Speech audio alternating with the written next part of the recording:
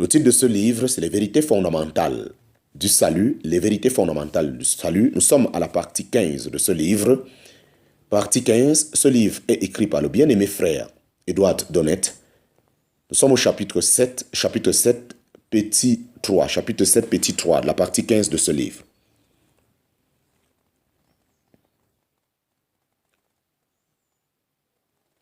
Ne pouvez-vous donc croire le témoignage de Dieu à l'égard de son Fils? Quel est ce témoignage?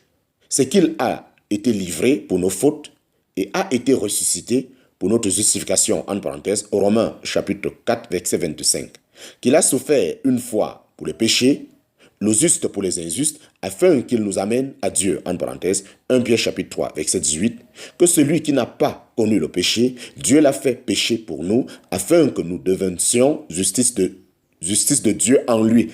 En parenthèse, 2 Corinthiens chapitre 5, verset 21. Le croyez-vous? Vous répondrez, certainement, je crois cela. Eh bien, voyez ce qui en résulte. Vous croyez d'un côté que vous êtes un pécheur et de l'autre que Christ est mort pour les pécheurs. Pourquoi dire maintenant que vous ne pouvez pas croire? Laissez-moi vous poser encore une question. Croyez-vous que Dieu soit satisfait de l'œuvre que Christ a achevée par sa mort? Pour répondre à cette question, souvenez-vous de deux choses. D'abord, la résurrection de Christ et son exaltation à la droite de Dieu prouvent que Dieu est satisfait, qu'il a entièrement accepté la propitiation faite sur la croix. En second lieu, le fait que c'est Dieu lui-même qui fait publier l'évangile de grâce démontre que sa justice est apaisée. C'est fondé sur la croix que ce message vous est adressé. Soyez réconciliés avec Dieu, en parenthèse, 2 Corinthiens chapitre 5, verset 20. Croyez-vous maintenant que Dieu soit satisfait? Vous ne pouvez pas en douter.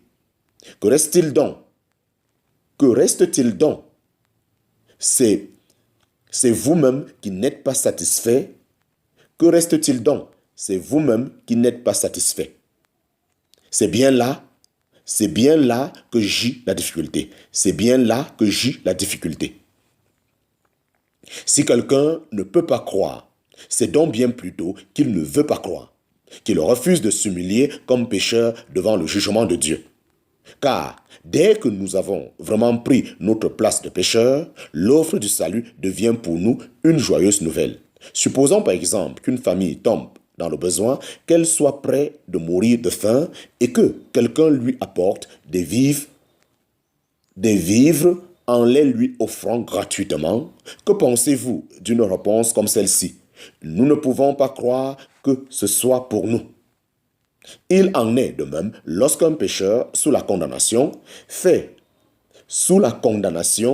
aux invitations de l'évangile cette réponse: je ne puis pas croire,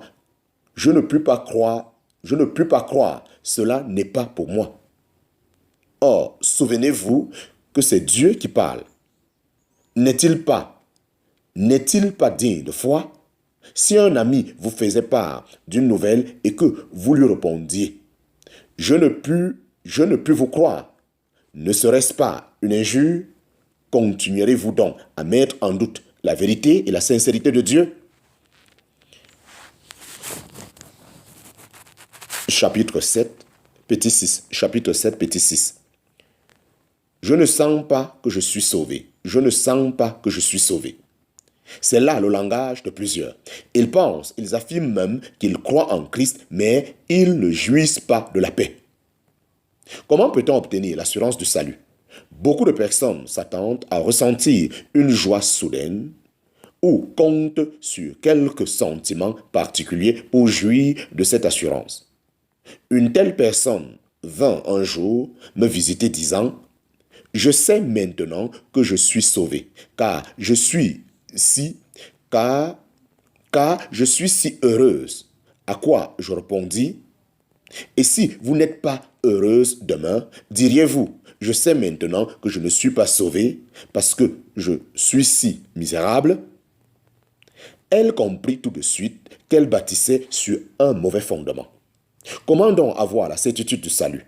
C'est par la foi. la foi dans cette parole de Dieu. Lorsqu'il dit « Quiconque croit en Christ ne périra pas, mais il a la vie éternelle », en parenthèse, Jean chapitre 3, verset 16, « J'ai le droit, si je crois, et que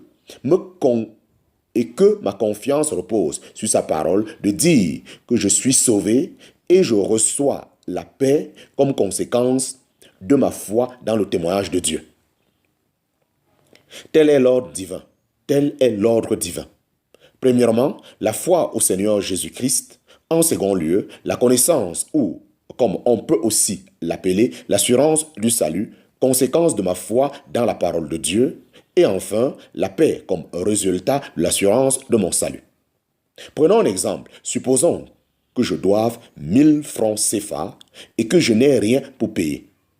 Je me trouve dans l'embarras et l'anxiété, mais qu'un ami me dise « Ne t'inquiète pas de cette dette, je l'ai réglée. » Si je crois en parole, si je crois sa parole, je suis immédiatement délivré de mon angoisse, sinon je ne suis pas délivré du tout.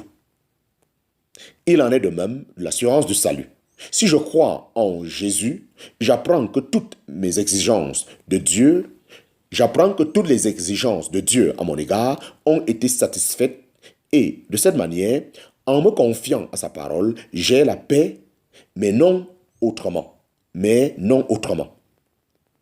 Il est de la plus grande importance de saisir cette vérité, car plusieurs, supposant que l'assurance du salut dépend du sentiment intérieur, restent bien longtemps dans un état d'inquiétude et de malaise, mais lorsque nous avons reconnu que notre confiance est fondée sur l'immuable vérité de Dieu, nous ne doutons pas un instant du salut en dépit des variations de nos expériences intérieures. Nous perdons trop souvent de vue le fait, en parenthèse, comme nous l'avons déjà relevé plus haut, que le fondement de notre paix est entièrement en dehors de nous-mêmes et qu'elle repose sur l'œuvre que Christ a achevée pour nous.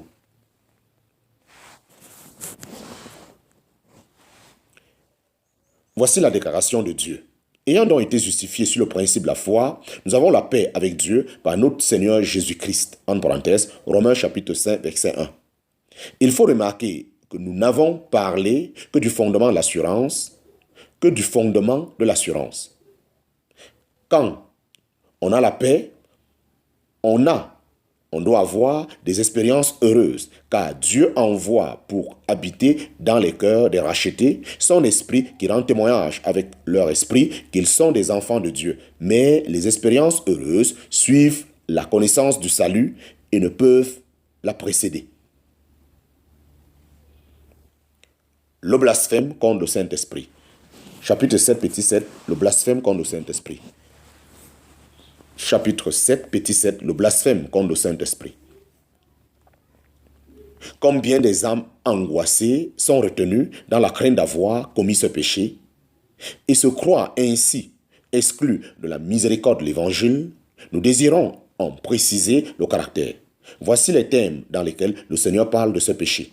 Tout péché et tout blasphème sera pardonné aux hommes, mais le blasphème contre l'Esprit ne sera pas pardonné aux hommes. Et quiconque aura parlé contre le Fils de l'homme, il lui sera pardonné, mais quiconque aura parlé contre l'Esprit Saint, il ne lui sera pardonné ni dans ce siècle, ni dans celui qui est à venir. En parenthèse, Marc chapitre 12, versets 31 à 32. Vois aussi Marc chapitre 3, versets 28 à 30.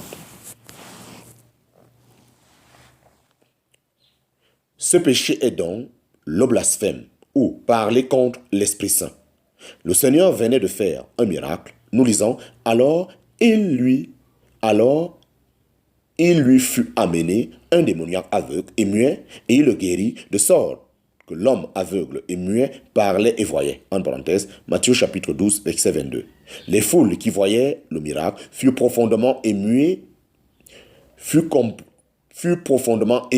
de cette preuve du pouvoir et de la miséricorde de Dieu manifestée en Christ, ce qui leur fit dire, celui-ci serait-il le fils de David? Mais les ennemis de Christ, les pharisiens, en prennent occasion pour montrer leur inimitié et ne pouvant nier le miracle accompli devant leurs yeux, le reconnaissant même, ils en attribuent le pouvoir aux démons.